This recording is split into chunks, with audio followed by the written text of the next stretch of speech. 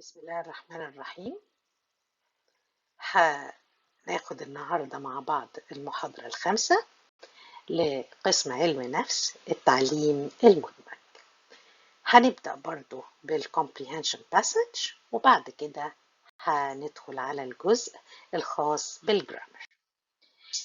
أنا عندي passage هناخده النهاردة passage لطيف جدا اسمه The Happiness Effect.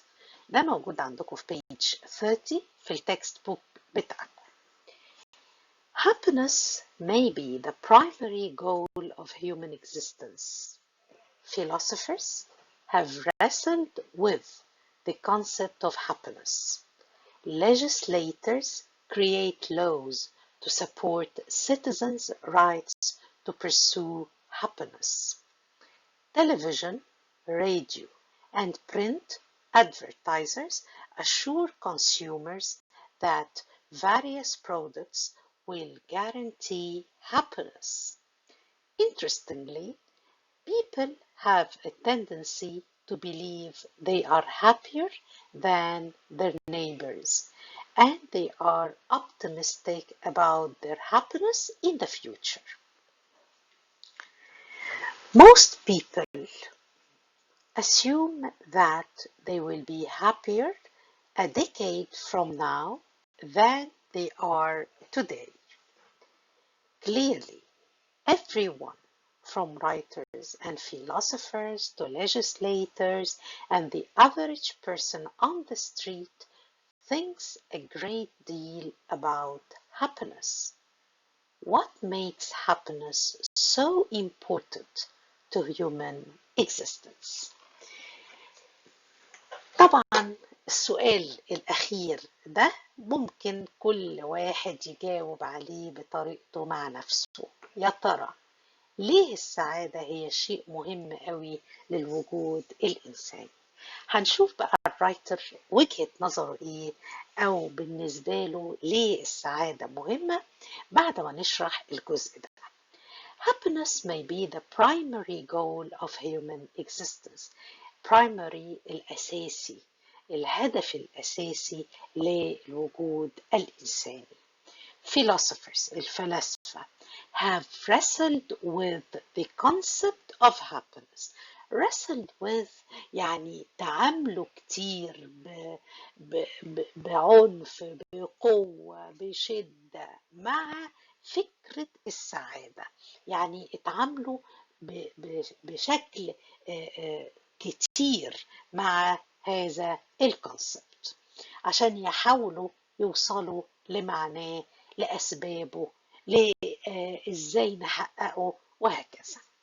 Legislators create laws. الناس المشرعين اللي هم بيشرعوا القوانين create laws to support citizens' rights to pursue happiness.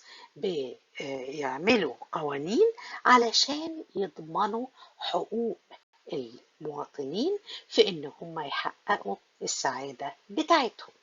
تلفزيون، راديو، print advertisers الناس اللي بيعملوا إعلانات سواء في الراديو، في التلفزيون، في الإعلانات المطبوعة، كلهم بيعملوا إيه؟ assure consumers بيأكدوا على المستهلك that various products will guarantee happiness. إن بعض المنتجات المتنوعة والمختلفة will guarantee هتضمن ليهم السعادة.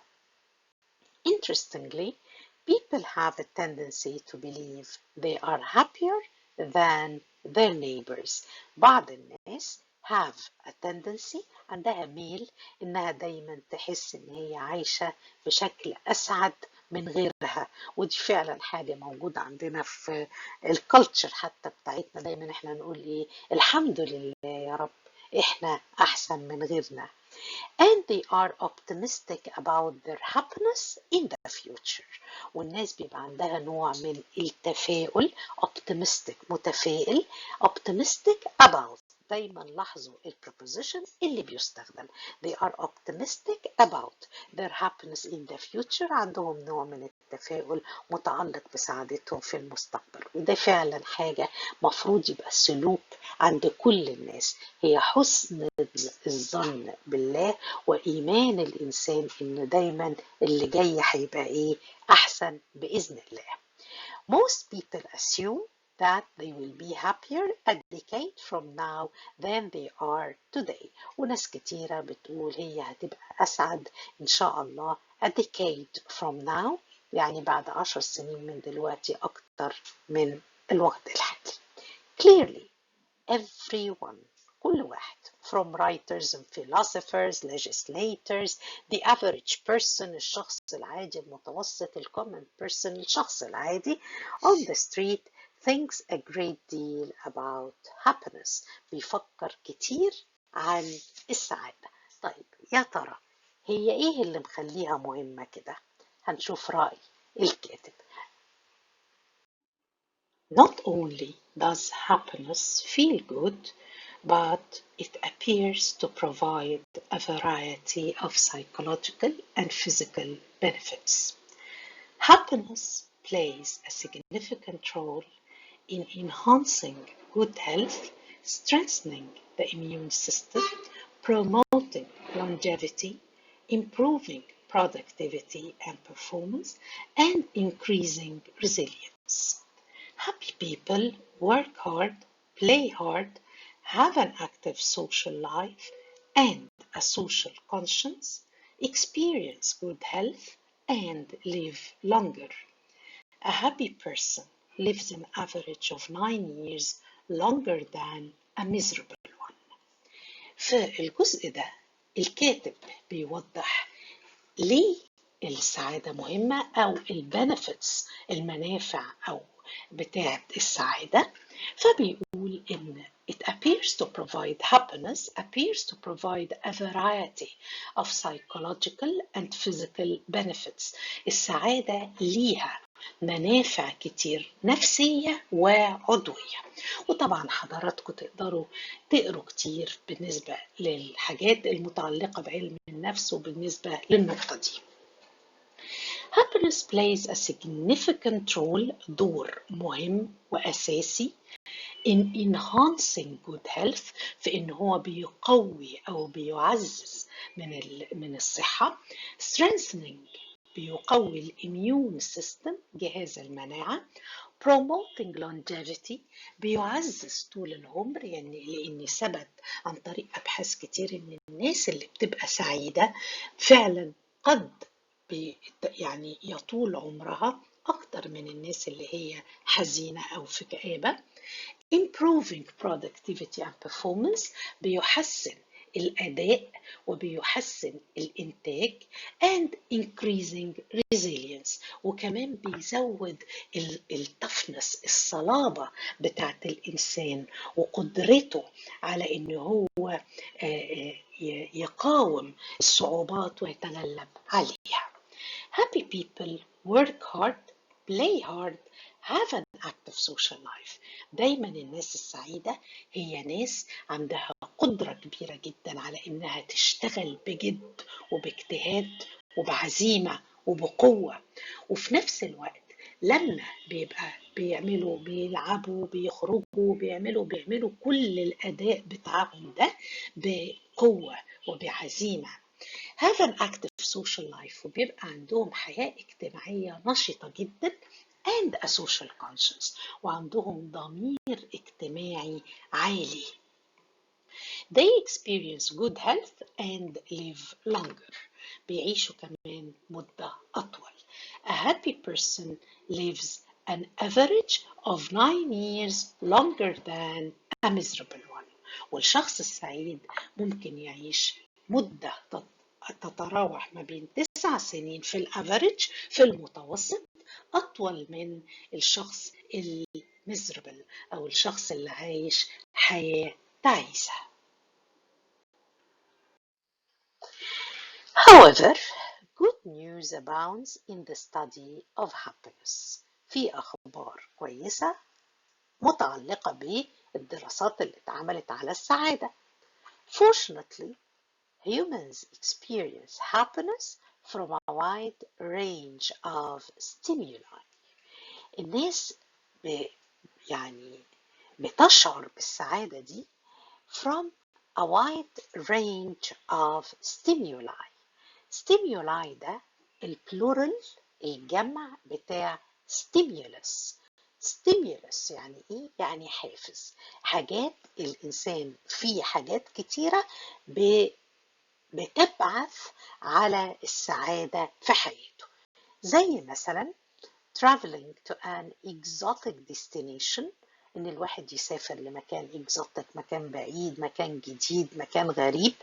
to redecorating one's home، حتى توضيب البيت بتاع الإنسان. winning a game of soccer، إن الإنسان يفوز في لعبة، دي لعبة زي لعبة الكورة كده عندنا، مشهورة جدا في أمريكا. to eating a delicious meal، وحتى لو الواحد أكل وجبة حلوة مع أهله مع أصحابه، دي برضو حاجات من الحاجات اللي بتدي سعادة للإنسان. simply watching a favorite television show or laughing at a funny joke can boost a depressed mood.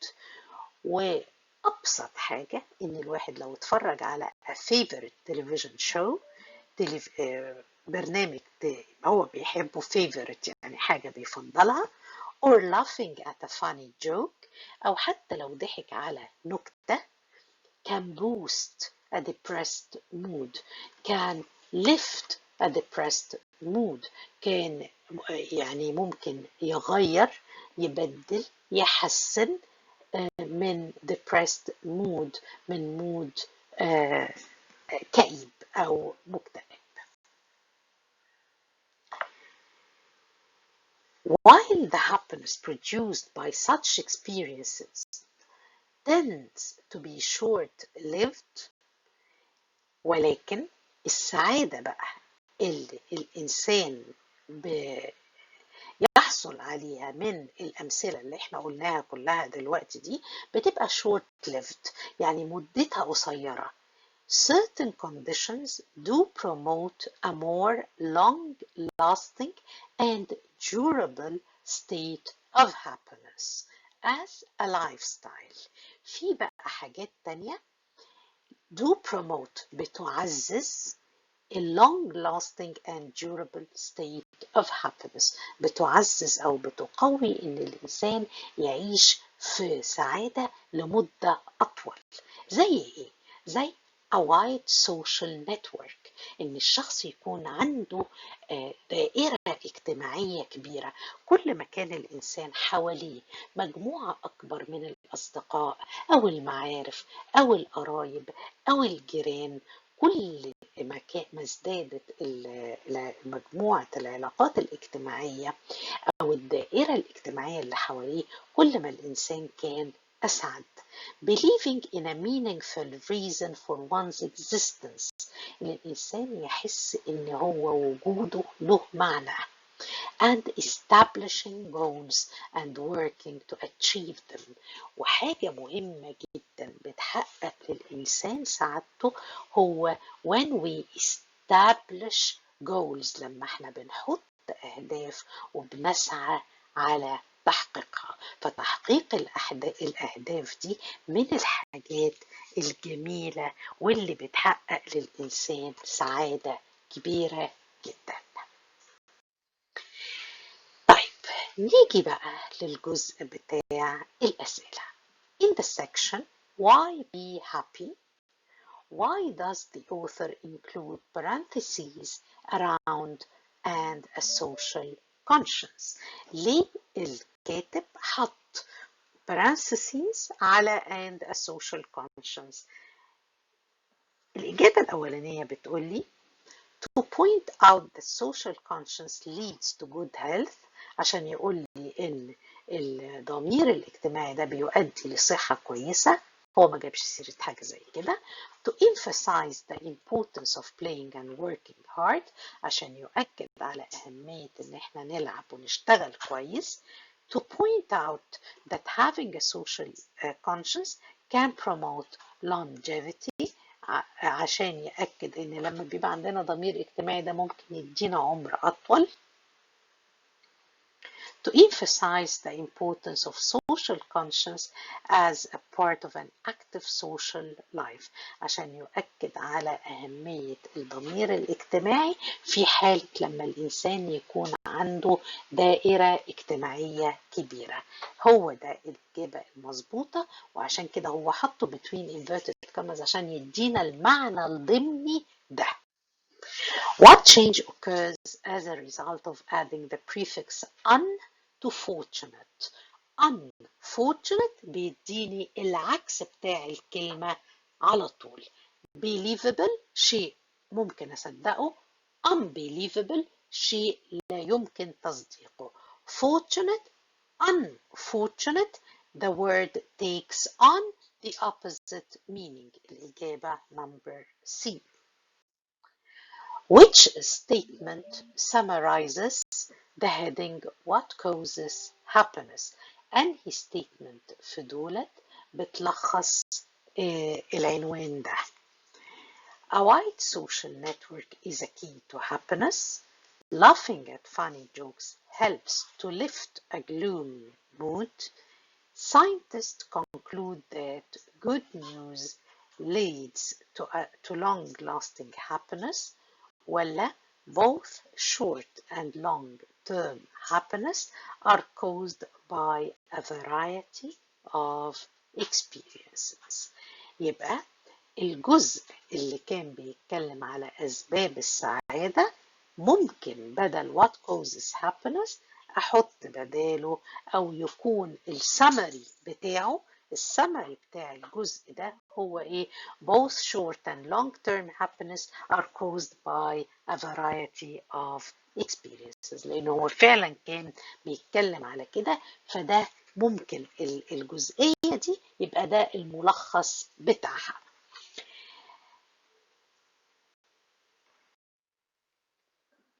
هنيجي بعد كده للدرس بتاع الجرامر بتاع المحاضرة دي، وهو present perfect tense.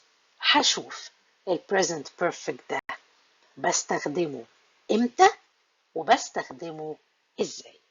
طبعا اساسي بستخدمه subject plus have أو has plus past participle of the main verb، التصريف الثالث للفعل. وقلت لكم انتوا عندكم جدول في تصريف معظم الأفعال، فياريت تبقوا تبصوا عليه. The present perfect is used to describe. بستخدمه امتى بقى؟ An action or situation that started in the past and continues in the present. حاجة بدأت في الماضي ولسه مستمرة لغاية دلوقتي. زي for example, I have lived in Bristol since 1984 and I still do. عشت في بريستل من سنة 1984 ولسه لغاية دلوقتي أنا عايش هنا. An action performed during a period that has not yet finished. She has been to the cinema twice this week and the week is not over yet. يعني لسه أنا عندي فترة زمنية ما خلصتش وعمال بعمل فيها action، يعني بعمل حاجات في خلال فترة هي لسه ما خلصتش. She has been to the cinema twice this week. راحت مرتين الأسبوع ده والأسبوع لسه ما خلصش. A repeated action in an unspecified period between the past and the present. We have visited Portugal several times. إحنا رحنا زرنا البرتغال كذا مرة. It's a repeated action and unspecified period. ما عنديش زمن محدد. طالما ما عنديش زمن محدد ما عنديش past صريح، بستخدم present perfect. An action that was completed in the very recent past. حاجة لسه خالصة حالا. I have just finished my work. أنا لسه مخلص الشغل بتاعي. an action when the time is not important. لما أكون بتكلم على حاجة وما يهمنيش أشير للزمن بتاعها، مش مهم اتعملت امتى، لكن المهم ان انا اتكلم على الاكشن نفسها، بستخدم ال present perfect. He has read War and Peace. مش مهم اراها امتى، انما الفكرة ان هي اتقرت already. خلاص؟ an action when the time is not important. هنيجي بقى نشوف استخدام since و for مع ال present perfect وإيه الفرق بينهم. Using the present perfect, we can define a period of time before now by considering its duration. Duration يعني إيه؟ يعني المدة بتاعتها. يبقى مع ال present perfect أنا ممكن أشير للمدة اللي حصل فيها الفعل ده. عشان أعمل كده أنا بستخدم إما since أو for. طيب إيه الفرق بينهم؟ الفرق بينهم إن أنا لما بستخدم for بستخدم معاها ال period of time، المدة نفسها اللي تم فيها الفعل. يعني مثلا for a long time لمدة وقت طويل، for 20 years أوكي لمدة 20 سنة، for 10 weeks لمدة 10 أسابيع. يبقى إذن أنا عندي فترة محددة. ولكن إذا استخدمت since أنا بستخدم معاها the starting point، نقطة البداية. since last Monday من ساعة الاثنين اللي فات. since Tuesday من ساعة يوم الثلاث، وهكذا. يبقى أنا ما بحددش الفترة الزمنية، أنا بحدد البداية بتاعتها فقط.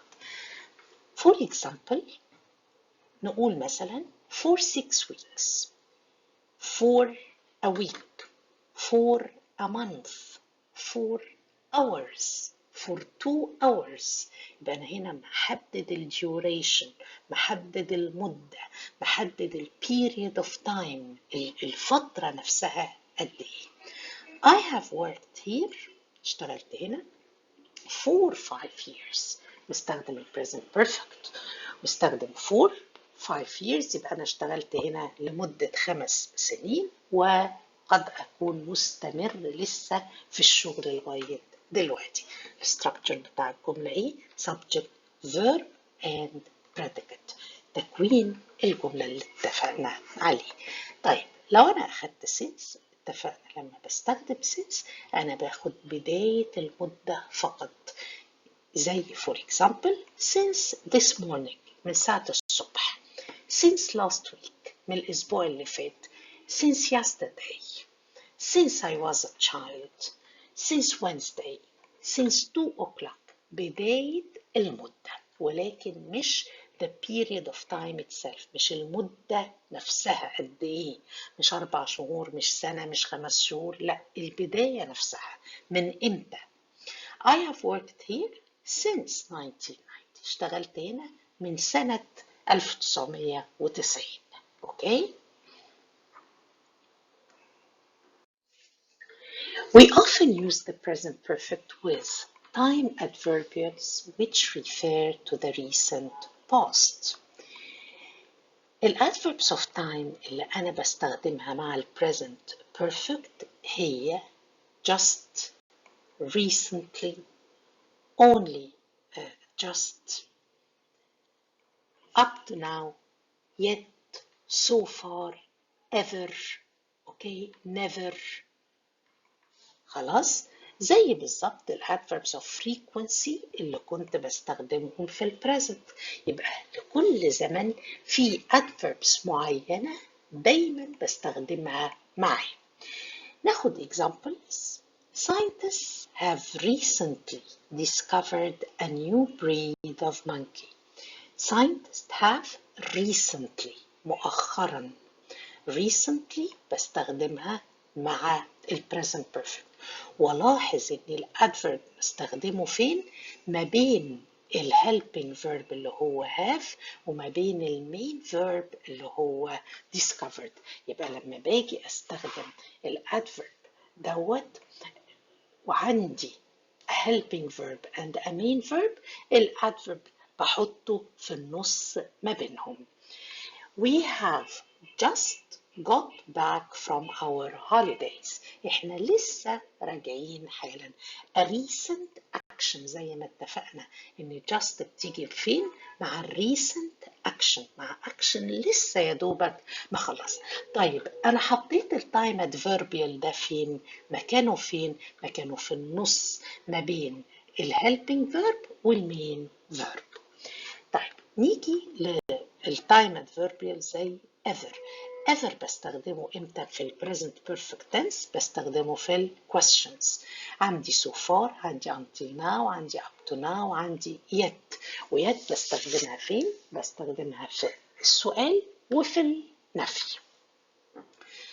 نشوف كده examples.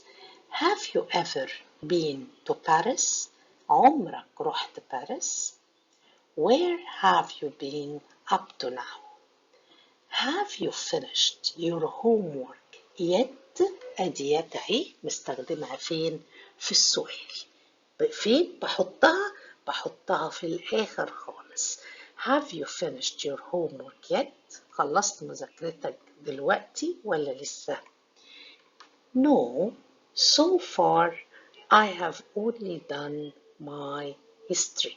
So far أهي نستخدمها مع ال present perfect. لغاية دلوقتي أنا يا دوبك عملت إيه كذا.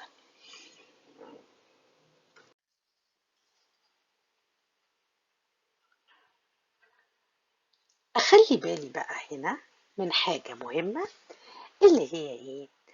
We do not use the present perfect with an adverbial which refers to past time which is finished.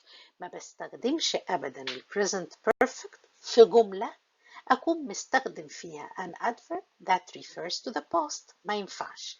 يعني إيه؟ يعني مثلا ما ينفعش أقول إيه I have seen that film yesterday. إزاي عندي yesterday وهي كلمة صريحة بتدل على الماضي واستخدم معها ال present perfect؟ ما ينفعش. We have just bought a new car last week. بالتالي نفس الحكاية last week الأسبوع اللي فات، يبقى إذا أنا بتكلم على حاجة خلصت وزمانها معروف وانتهى وفي الماضي، يبقى ما ينفعش أحط أبدا ال present perfect. لكن ممكن أقول we have just bought a new car washed last week. خلاص. When we were children we have been to California. لما كنا أطفال إحنا رحنا كاليفورنيا. We have been to California. لكن when we were children دي past صريح. Okay? But we can use it to refer to a time which is not yet finished. زي ما قلنا ممكن أتكلم عنها لما بكون بعبر على وقت هو لسه ما خلصش. Have you seen Helen today? We have bought a new car this week. اليوم لسه ما خلصش و this week لسه برضو مستمر.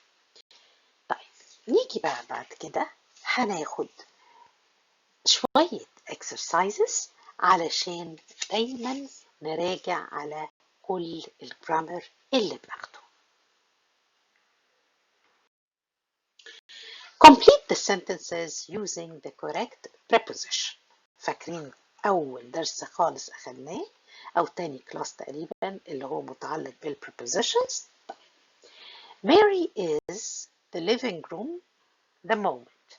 هيبقى Mary is in the living room at the moment. You can find this book in our library. I have found this bird in the forest. I was London last year. I was in London last year. What time shall we be town? What time shall we be in town? How much money did you spend the supermarket. Who is that lady sitting in the armchair? مثلا add s, es, ies to the following verbs. ده بتاع ايه ده؟ ده بتاع نهايات الفعل في زمن المضارع، وان الفعل لما بيجي في زمن المضارع مع he, she, it او مع اي subject singular لازم بينتهي بس. طيب لو الفيرب بينتهي بنهايات معينة فبالتالي ما بحطلوش اس بس، ده انا ممكن احط له اي اس او اي اي اس على حسب النهاية بتاعته. دو هتنتهي بايه؟ باي اس. does study هتنتهي بايه؟ باي اي اس. هحول الواي لاي واحط اي اس. ليه؟ لان انا عندي قبل الواي كونسونانت، حرف ساكن مش فاول.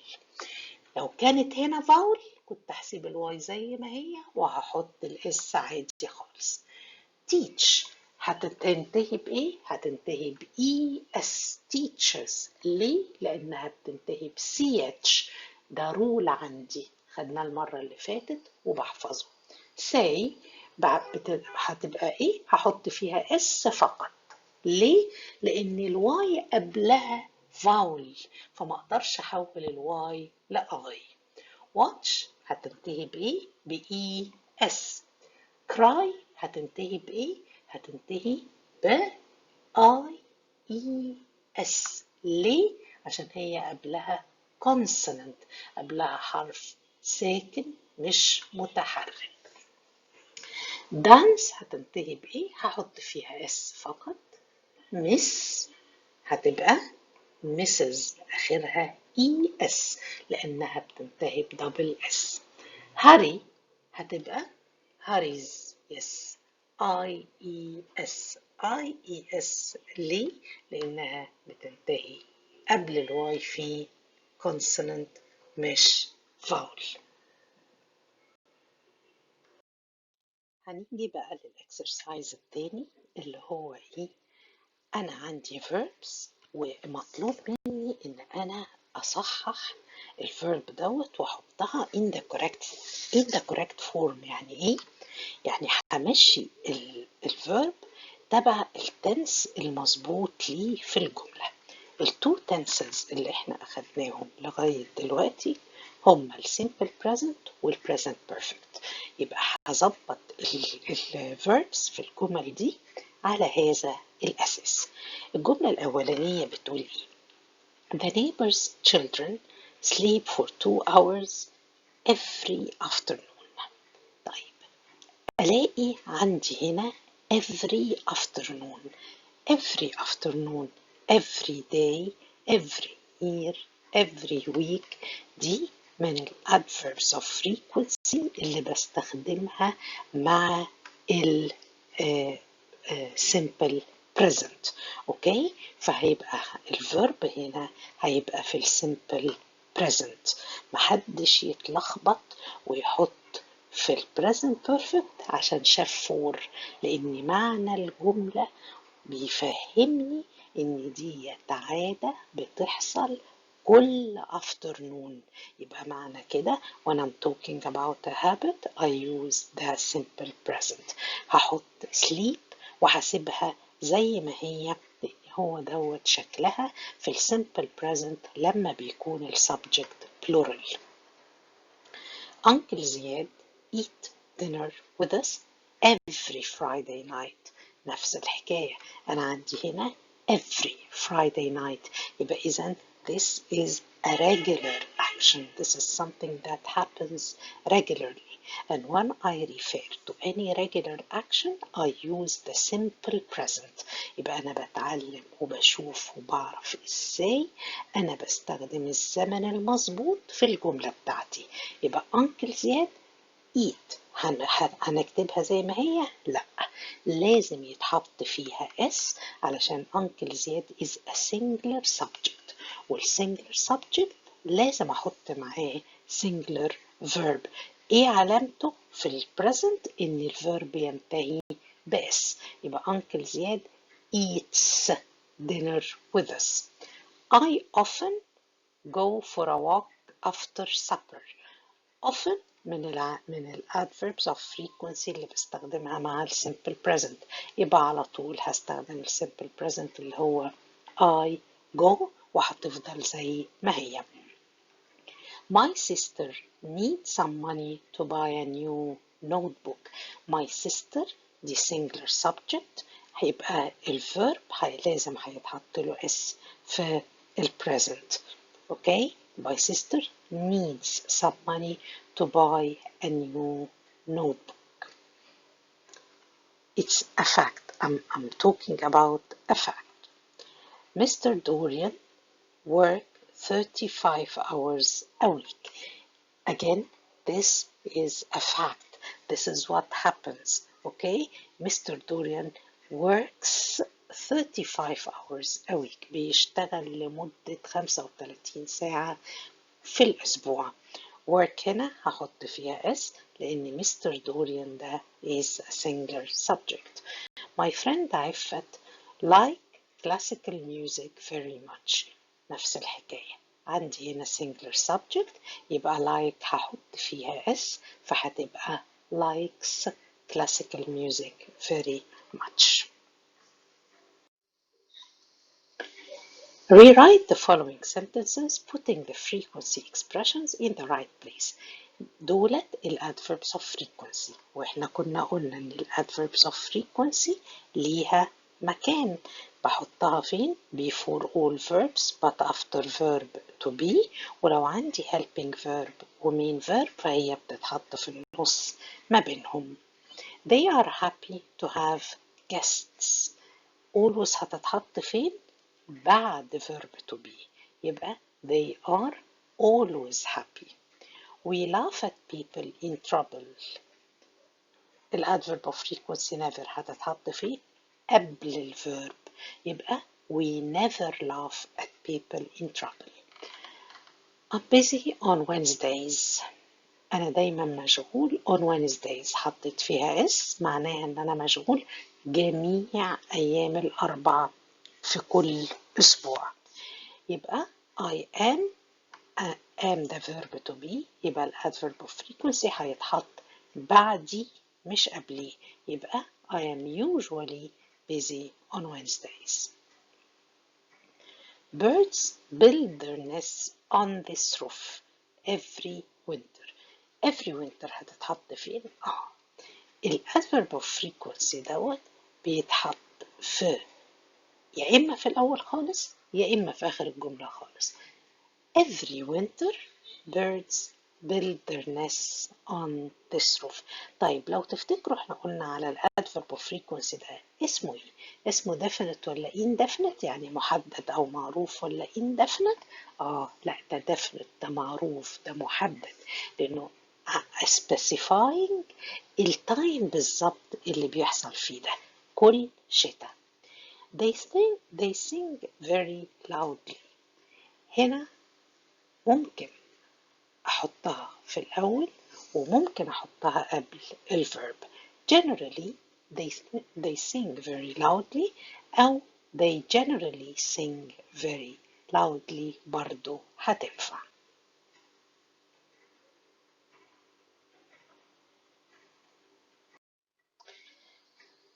نيجي بقى هنا لبرضو نوعية تانية fill in the blanks، وعندي choices هختار منها.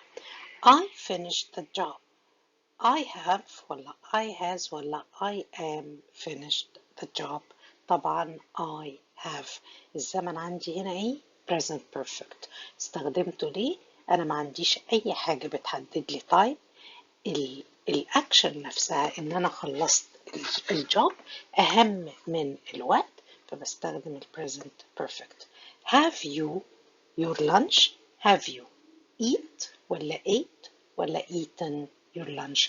طبعا eaten لأن ده التصريف الثالث بتاع الفعل، واحنا اتفقنا ان present perfect بكونه ازاي؟ have or has plus the past participle of the main verb. في الحالة دي ال past participle of the verb is eaten. وقلت لكم عندكم في الكتاب بتاعكم في تيبل كده للverbs بالتصريف بتاعهم، أهم الverbs أو مش أهم الverbs الأكثر شيوعا، وتقدروا انتوا تجيبوا lists من على النت لو دخلتوا وكتبتوا verbs in the English language and their conjugation، التصريف بتاع الأفعال، أو حتى لو كتبتوا بالعربي قائمة بالأفعال باللغة الإنجليزية وتصريفها هيطلع لكم برضو قائمة كبيرة. دلوقتي نقدر نتعلم حاجات كتيرة جدا من على النت. she yet yet أول ما بشوفها بعرف إن أنا هستخدم ال present perfect وهستخدمه في النيجاتيف. she has not returned yet، هي لسه ما رجعتش. I such a mess I never saw، I have never seen، I have never saw. never saw ما تنفعش. I have never seen مظبوط، عندي have وعندي التصريف الثالث بتاع الفيرب. هنا عندي have وعندي never برضو، لكن عندي الباست بتاع الفيرب فما تنفعش. يبقى إذا الإجابة المظبوطة هتبقى I have never seen such a mess. He brought his violin. Is he brought his violin ولا has he brought his violin ولا have he brought his violin؟ طبعا has he brought his violin. he بتاخد has وما ينفعش أكون السؤال ب is he brought. okay. have you ever to Australia؟ عندي have وعندي ever، طالما الستراكشر أو الجملة فيها have يبقى أكيد هجيب التصريف الثالث بتاع الفيرب. يبقى have you ever been to Australia؟ أنت عمرك سافرت أستراليا؟ I all the plays of Shakespeare. I read ولا I am read ولا I have read؟ I have read all the plays of Shakespeare. هنا it's not important when I did that, when I read the plays. What is important is that I have already done that. My parents, me, has never hurt ولا have never hurt ولا have never hurted.